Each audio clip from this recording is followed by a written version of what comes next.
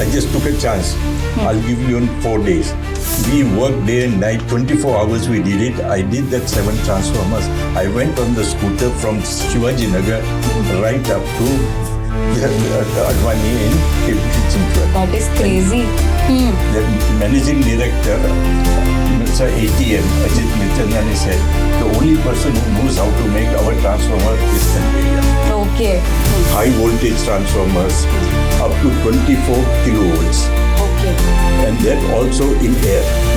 So that was a big achievement. My son in Devakey Khanderia, Yes. he joined me in 1998. And then he said, Papa, what we should do? He said, we'll make our own product. J&. Marshall, then Philips, then Tata Motors. So like I used to say, I will choose my clients. Okay. And this is a very big thing that you said as a business owner or an entrepreneur, that I will choose my clients. And that only happens when you have the quality to command it. That's it. Okay, even though Tata is making it, I will also make an attempt at doing the same thing, and I'll probably end up doing better as I keep doing it again and again. So now we made the guns, we made the controller, we made everything.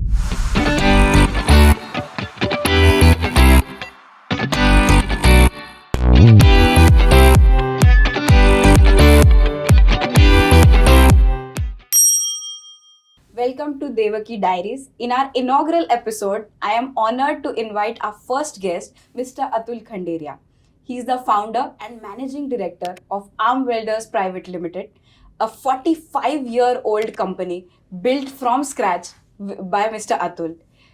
He has an immense industry experience in the spot welding and automation industry. He has grown his business from a small unit in Pune to a large manufacturing facility that now serves clients across the globe. We are honored to have him. Welcome to Devakey Diaries. Thank you for inviting me for this interview. Yes.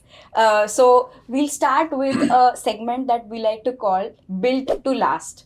And this is especially true in your case, where you have actually built a business that is now going from generation to generation and growing stronger as well. So my first question to you would be, with 4 decades of experience in the manufacturing industry, what inspired you to enter this field? Actually, I'm a civil engineer. But at that time in 70s, I did not find so much of an opportunity. So what I thought, I had a pet subject of making transformers. So I said, why not do that? And we can market it. Because I wanted to make transformers for internal uses, for panels or internal industrial uses. Okay. So somehow I started with that. And I made certain transformers, but it was very difficult to get a market. So my first thing was that I knew how to make it. But my biggest fault was I didn't look for the market. See, that is one thing entrepreneurs should avoid. Anyway, then I made and I was very disheartened, saying, now what to do about this? Right. Then my friend, Mukund Shah, he was making PCBs. Okay. And he had a large market for selling PCBs. Now, transformers and PCBs go hand in hand. So he said, why you worry? I'll do it for you. And he was the one who marketed my transformer to the first company. Okay, wow. And I remember it was known as a 14014 transformer. So we started on to that. And that was my first client, which he was selling under his banner. Okay. And after 6 months, he saw everything goes well. So he said, now you go directly to them. Okay. So I went directly to them and started selling. And then, see, I built a confidence that I can do it. So my main thing was marketing. Then I started going to MNCs. So I went to Advani Olicon. Okay. And Advani Olicon I went and I got I had a friend who was also a junior engineer there. So he introduced me to the purchase. Now this purchase fellows were very rude. And they said, we have enough. I don't. But then he said, okay, I give you a drawing. And you see this drawing now and tell me when will you give. So I saw that and I said, I just took a chance. I'll give you in 4 days. So okay, 4 days you give me this transformer.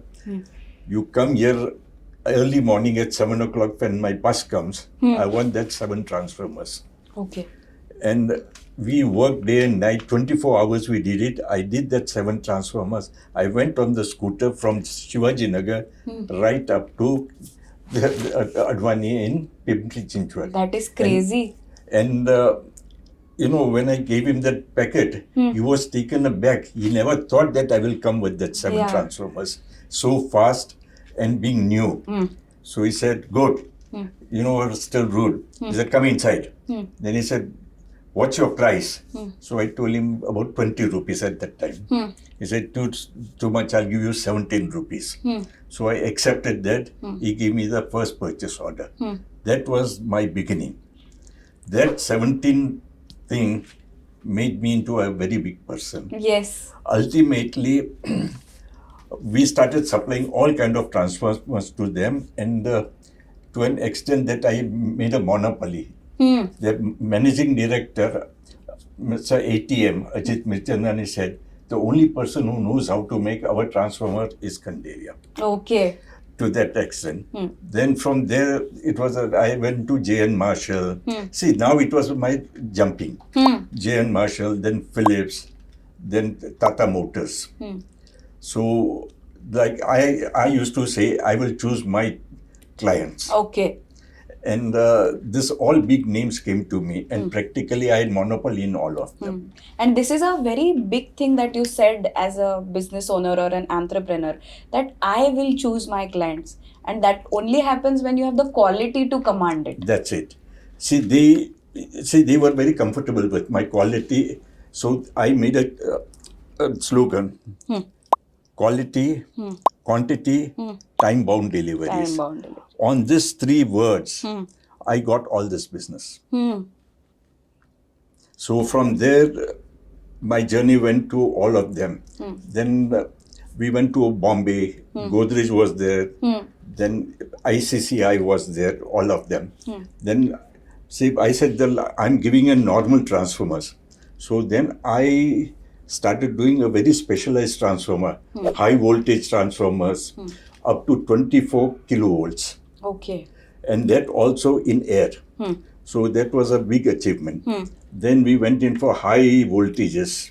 High voltage high current to an extent, 10,000 amperes and all that.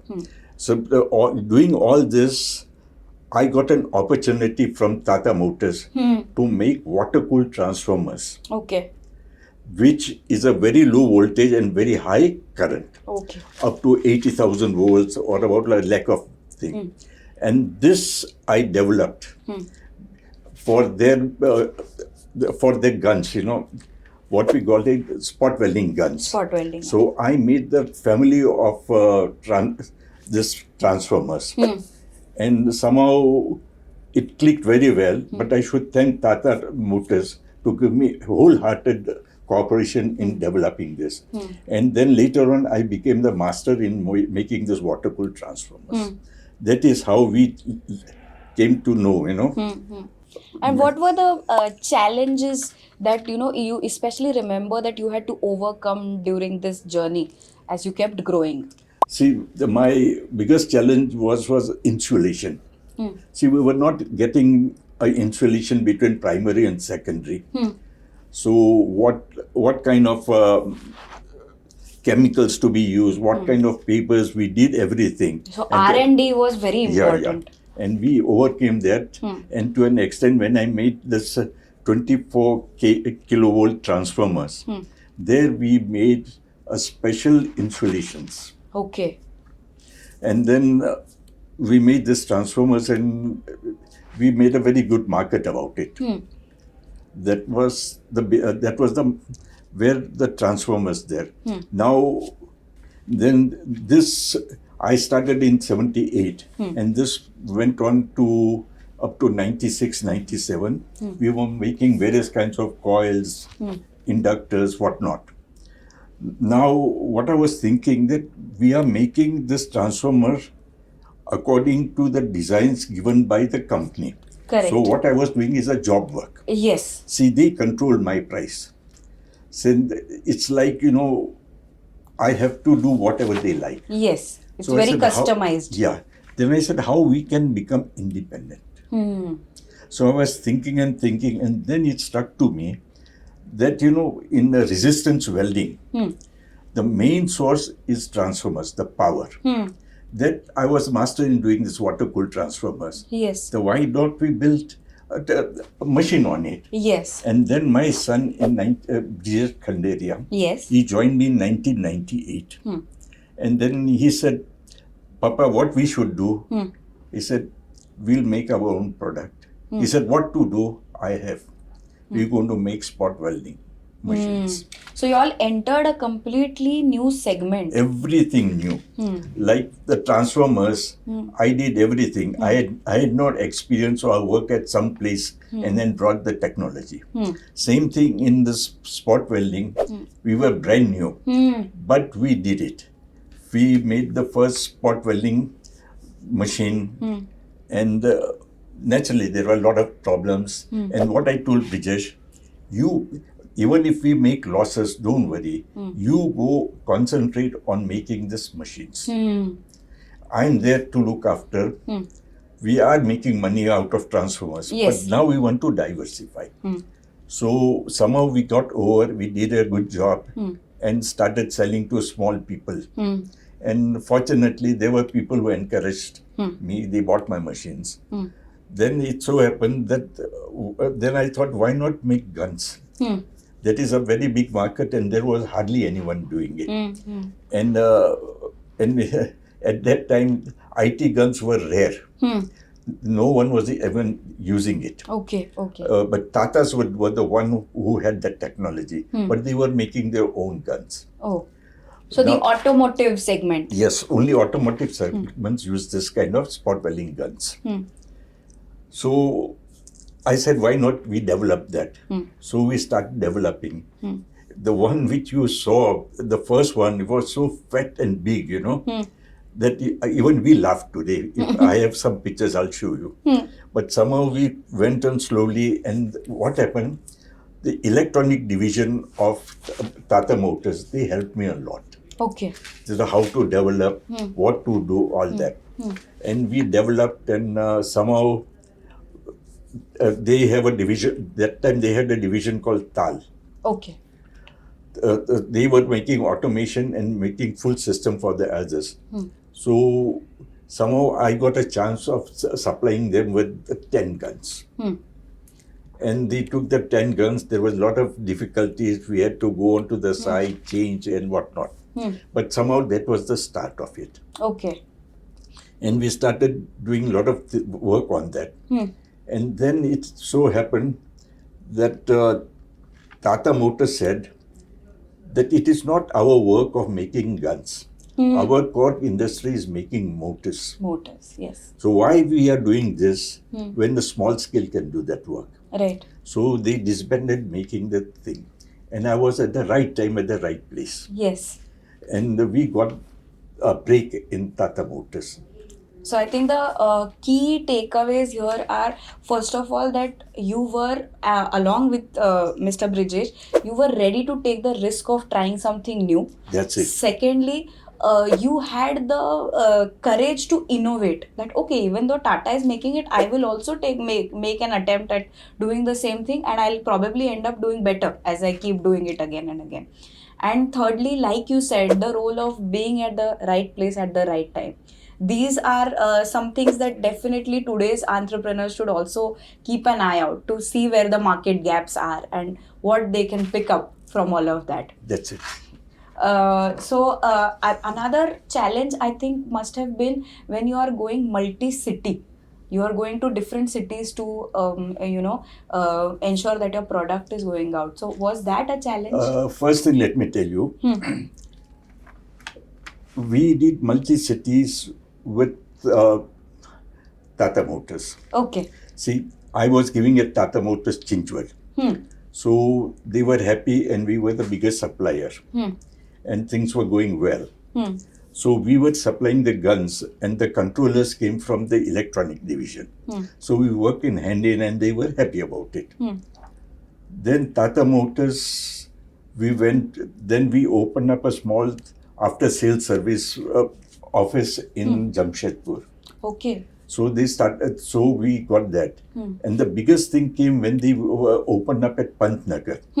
So with my foresight, what I did, I opened up an office and sales service down there. Okay. Even before Tata told me. So when they wanted a gun to make that Ace motor, minivan, I'm talking, Ace minivan. So they said, who has the facility there? And you were ready. I was ready. And then we got that full contract there. So always what we did, we thought one step ahead of it. Same thing when Tata Motors went to Thailand. We had a collaborator there who said they'll provide the service and all that. So I went there and did every homework. And then we got the order. And when we went to Thailand, Tata Motors said that their electronic division will not be able to sell the contractor. So why don't you make the controllers? Okay. So now we made the guns, we made the controller, we made everything. So now wholeheartedly we were into that. So coming back to Pune, then the Volkswagen, then they came and they saw, they had our audits, their technical audits. Yes. And they said, okay, you are good at it. And then we were... so you were able to capture the entire automotive industry that was springing up. And then what they said, that you have to send one of our guns to Czechoslovakia. Okay. They had a plant there. So he said, we will test it. If we find it okay, we'll come back to you. But one thing, you will not ask us, you will not trouble us what we are doing. So we were just waiting, breathing, that what will happen. Then one fine day, after 6 months, they said, your guns have been accepted. Oh. And can you come down that we can negotiate? Because they wanted about 300 guns for that Chinchwad plant. Okay. See, that was a greenfield thing and they wanted the indigenous make guns down there. Right. So, see, then Brijesh went and he said, this is our rate. So, they were they laughed and they said, are you comfortable with it? Yes, I'm okay with it. You know why they laughed? Because they were buying German guns. We could supply 3 in 1. Oh. Their rate and our rate was 3 times. So they thought, it was a win-win for both of them. And in fact, we had a good profit in it. It's not that I was giving this. So that is how we entered the Volkswagen German market. Till today, we have a monopoly with Volkswagen. Now we were settled in our gun business. Yes. Then we went to another people like Bharat Benz. And then, see, Maruti doesn't take directly. But we captured all their tier 1s. And we started selling our guns even in NCR area. Okay. So that is also a very big auto hub. So we entered there.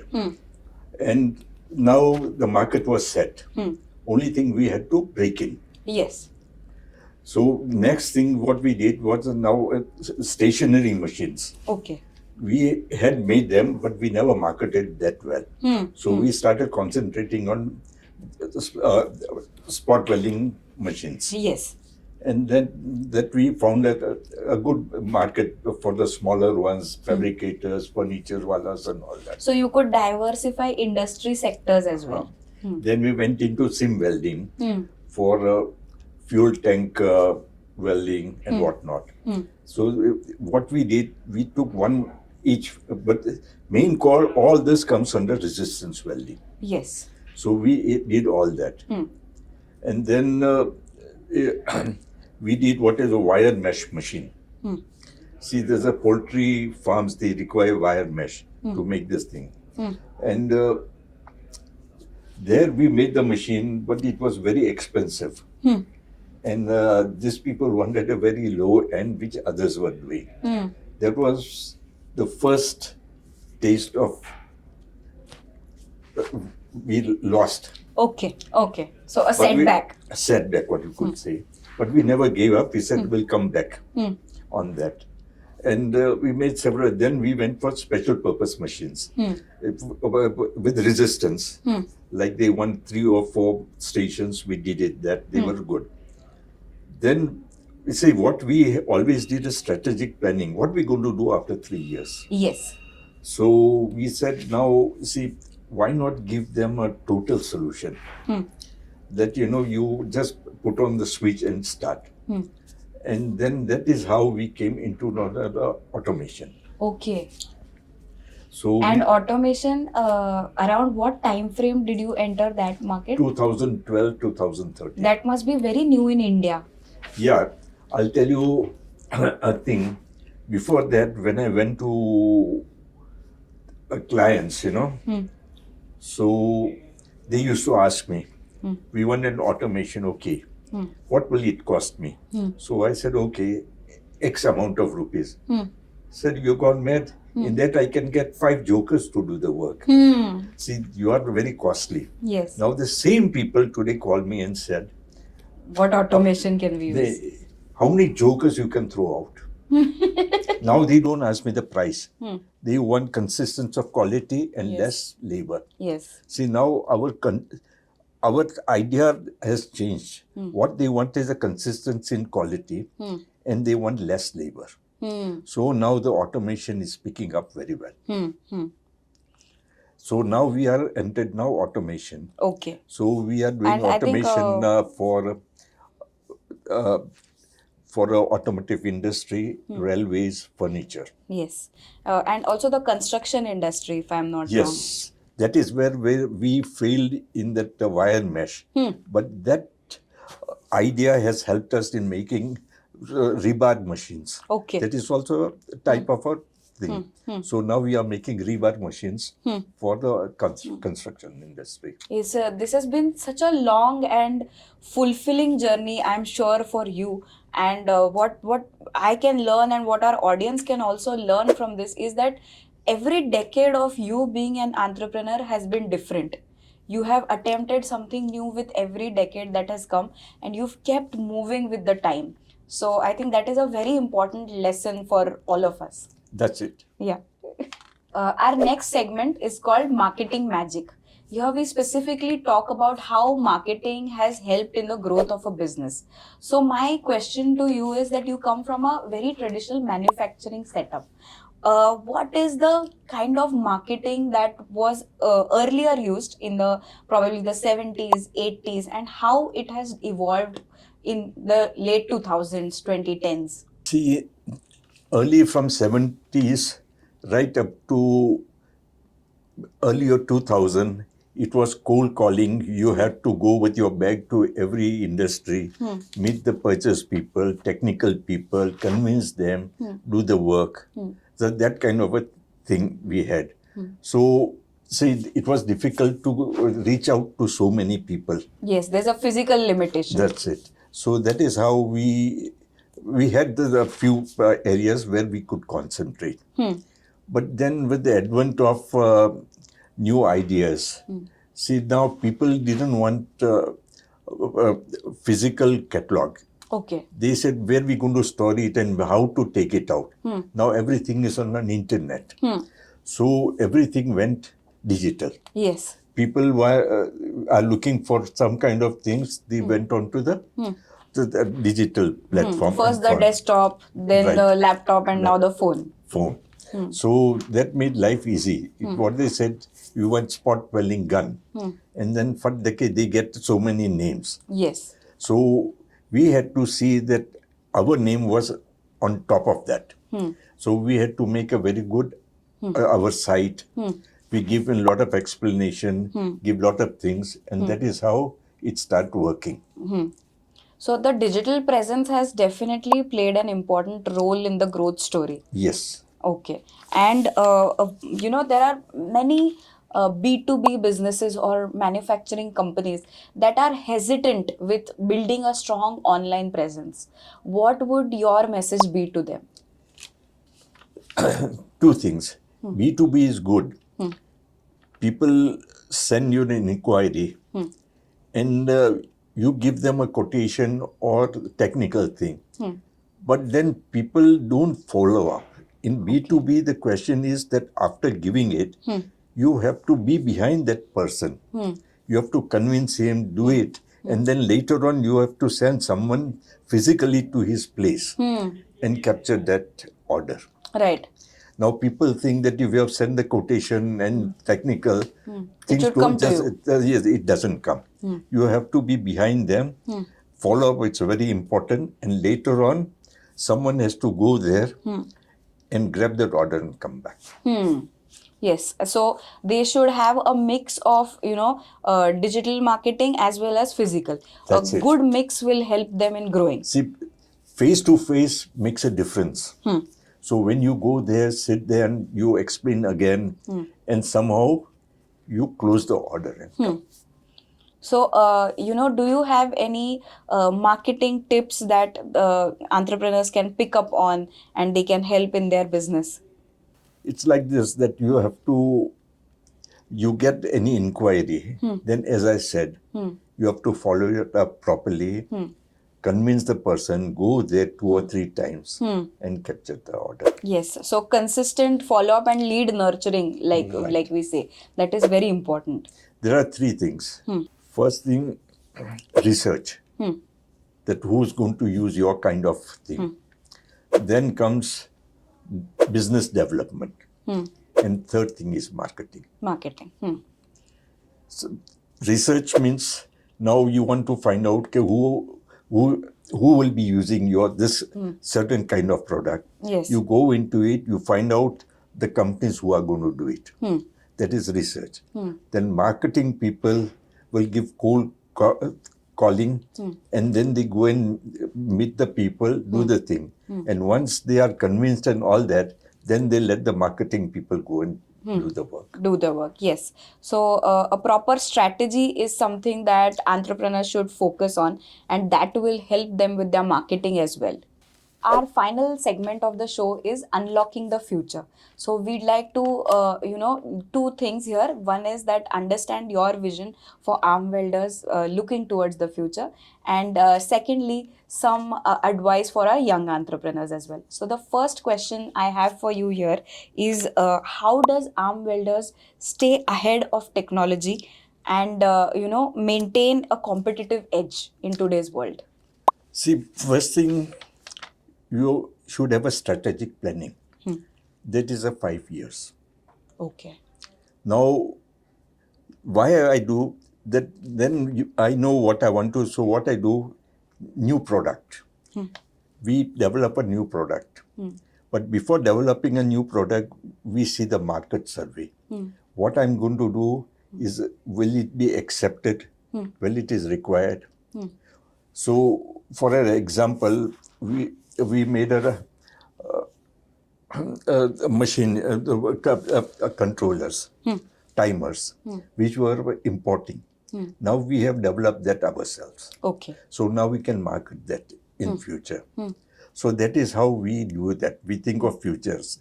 Now the next future is, see, everywhere the electronics coming in. See, my product is mechanical.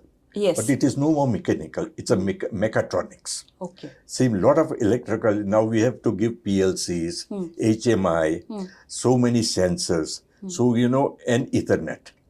So the person sitting in his office, he knows what's happening. What's happening, yes. IoT and 4.0, basically, industry 4.0. So what we are developing is more of an electronic side. Yes. So this we are going to put into our machines. Similarly with the thing, I'm not very conversant with AI, but now we are going to even look into that matter. Yes. And it's by the way, my grandson is also in engineering college, and we made him taking electronics with AI. Yes. So that when the third generation comes in, he knows what he's going to do. That's very important, especially in a legacy company like yours, that the next generation should be even more future looking. And so my final question to you would be, today's India is a young India that is fearless. They want to start their own business, have their own companies. What would your advice be to this India? See, being a fearless is one thing. But if you don't succeed, then you'll die with fear. So first thing I advise people, don't jump in to be an entrepreneur. Okay. You start working in some company. And you look, and then you have a good observation. When you are doing work, going out, observe that what we can do. And then somehow you pick up something that I can do this. Don't start doing an engineering on it. That's the lowest thing. First thing you said, okay, if I can manufacture this, what is more important? Marketing. So you do a survey, marketing survey, that how you going to sell that, how many quantity you going to sell. And if you feel that after that survey that this is going to be a successful, then waste your time in developing Building that it. product. Yes. So that is how you have to go around. And then you should have a very good written project. What you're going to do, everything, how you're going to get in your finances, how you're going to sell Very it. minute planning is Minute important. planning is right. After doing all this, you have to do a lot of paperwork. After that, you jump into it, you'll be a successful.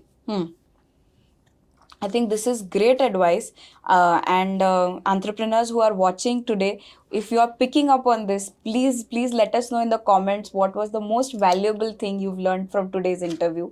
We'd love to hear from you, and we are very grateful, sir, to have you on the show and to be our inaugural guest. We are very grateful. Thank you. Thank you. As a token of our appreciation on behalf of the Devakey family, this is a small gift for you. Thank you. Lovely. How did you know that I love perfumes? I didn't, but now we know. Thank you once Thank again.